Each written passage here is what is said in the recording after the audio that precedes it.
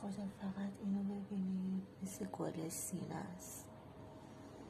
اومده کجا خوابیده.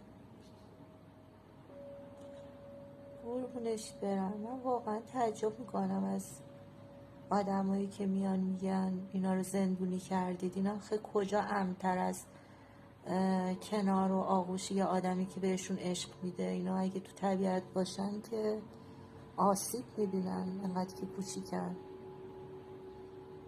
اینا باید بهشون عشق داد، غذا داد، ازشون پذیرایی کرد. نمیشه اینا رو تو طبیعت رها کرد. تعجبم از کسایی که میگن شما خودخواهید اینا رو تو قفس میذارید.